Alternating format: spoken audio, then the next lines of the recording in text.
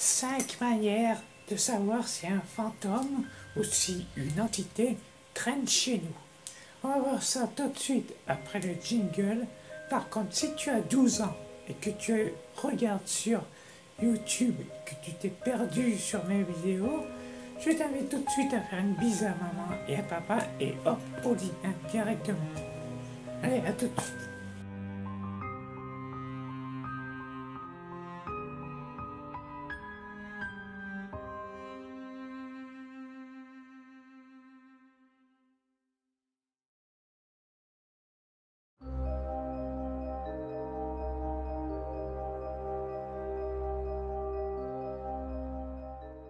La première manière de savoir si une entité ou un fantôme traîne chez nous, dans notre habitation, c'est tout simplement les vagues de froid. Je ne parle pas des frissons qu'on peut avoir momentanément parce que c'est propagé dans tout le corps. Vous le savez, ça n'a rien à voir quand on a la chair de poule. C'est vraiment des frissons dans tout le corps. Là, je parle vraiment des petites vagues de froid qui viennent alors que les fenêtres et les portes sont fermées et que vous pouvez constater qu'il n'y a aucun courant d'air qui ne peut passer. Et bien là, vous constaterez qu'il y a une petite vague de froid localisée qui passe et il y a vraiment une chute de température. Alors ceci est une des premières manières à savoir si quelque chose tourne pas rond chez soi et vous pouvez d'ores et déjà vous poser ces questions. La deuxième manière de savoir s'il y a une entité chez nous, c'est bien sûr les cauchemars répétitifs. Bien entendu, si je ne parle pas des cauchemars qu'on fait tous un jour comme ci, un jour comme ça, mais je parle vraiment des cauchemars répétitifs à longueur de temps, tous les jours, pendant plusieurs jours de suite, à savoir s'il n'y a pas les cauchemars dans le sens où il y a une personne qui vient, une personne assez monstrueuse qui viendrait hanter les parages ou vous faire peur la nuit. Et ces cauchemars-là devraient être répétitifs plusieurs jours de suite pour vraiment être sûr que il y a quelque chose qui ne va pas chez soi, quoi. Et donc à ce moment-là, mais vous commencez à voir les pétoches. Hein. On passe au troisième tout de suite. C'est la sensation d'être épié, d'être regardé. Vous avez l'impression qu'il y a quelqu'un qui vous regarde alors qu'il n'y a personne dans la maison. Il n'y a que vous, à part peut-être votre chat ou votre chien, mais vous savez que c'est pas lui qui vous regarde parce qu'il vous regarde tout le temps. C'est vraiment quelque chose de particulier, comme s'il y avait quelqu'un derrière vous et ça vous fait sursauter comme ça. Voilà. Vous avez vraiment l'impression qu'il y a quelqu'un qui vous regarde et qui peut peut-être même vous taper sur une partie du corps, sur le dos ou sur l'épaule. Et là, vous commencez à avoir un peu plus peur et vous commencez déjà à vous demander qu'est-ce qui se passe. La plupart du temps, ça vient d'une conception psychologique, mais très fréquemment, quand on s'aperçoit qu'il y a quelqu'un qui essaye de nous regarder, de nous observer là, comme ça, vraiment en cachette, quand vous en apercevez, je peux vous dire que c'est absolument pas psychologique du tout.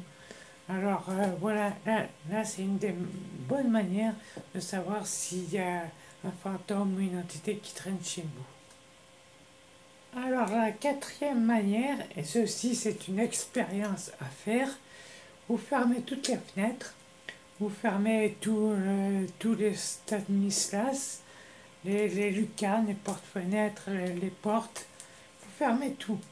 Vous vérifiez qu'il n'y a aucun courant d'air qui passe. Et là, vous prenez une bougie blanche, hein, on a tous une bougie, même une bougie chauffe-plein, hein, si vous voulez. Vous l'allumez, vous la mettez sur une table, écartez de tous les passages qu'il peut y avoir, hein, courant d'air ou quoi. Au milieu, vous pouvez même la mettre par terre si vous voulez, pour l'allumer, et vous vous éloignez. Vous vous éloignez assez loin pour pas que la respiration vienne gêner la flamme. Et là, vous regardez, vous contemplez. Faites-le le soir à partir de 21h, 22h. Hein. Et vous regardez bien. Si la flamme de la bougie commence à s'exciter d'un côté ou d'un autre, et ben là, vous pouvez vous apercevoir qu'il y a effectivement quelque chose qui ne va pas. Si elle se met à bouger, à briller dans tous les sens, et d'un coup, elle se remet droite, sans raison apparente, et bien là, c'est une bonne manière de savoir s'il y a quelqu'un ou pas d'exogène à la maison. Et enfin, la dernière manière de savoir s'il y a une entité chez nous, ou un fantôme, on l'appelle comme on veut, hein, c'est le comportement de vos animaux. Vous regardez votre chat, si jamais votre chat regarde en l'air avec les yeux écarquillés, comme ça, là, qui fixe à un endroit en l'air sans raison, alors peut-être que c'est un moustique ou un papillon ou je sais pas quel insecte encore, mais s'il n'y a pas d'insecte chez vous, et que vous avez vérifié, regardez avec lui, si vous avez un doute, s'il a donc les yeux écarquillés comme ça, qui regarde comme ça, en l'air, sans raison, et puis d'un coup, hop, hop, et puis qu'après qui s'en va, là vous pouvez vous assurer à 9 chances sur 10 qu'il y a quelque chose qui traîne chez vous. Hein. Si vous n'avez pas de chat, vous regardez le comportement de votre chien. Si jamais il grogne, sans raison apparente, bon, vous me direz, c'est peut-être une souris ou je sais pas, le chat du coin ou quoi, mais s'il n'y a rien, s'il grogne, s'il a la queue entre les pattes et qui commence un peu à reculer un peu, et finalement qui partent en couinant un peu, voilà, vous pouvez être sûr à 100% qu'il y a une entité chez vous. Mais bon, je ne parle pas des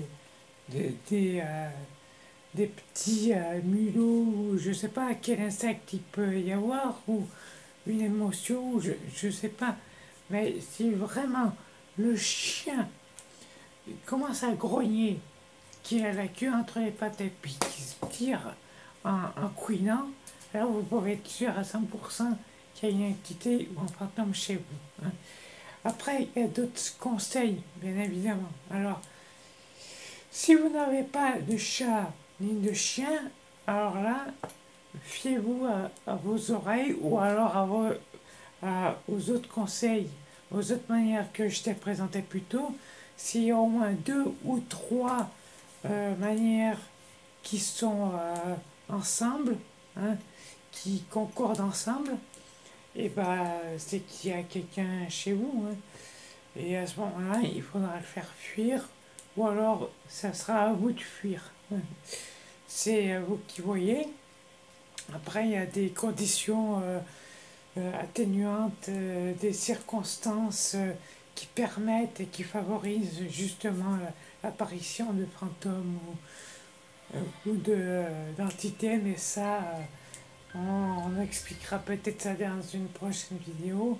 Pour le moment, je te remercie de m'avoir suivi, de m'avoir écouté. Je t'invite tout de suite à t'abonner à ma chaîne, à cliquer sur la cloche en bas à droite pour t'avertir des prochaines vidéos qui vont suivre. Et je te dis à bientôt. Si tu veux, tu mets un pouce bleu en commentaire. Tu connais le refrain. Je te remercie, je te dis à très bientôt.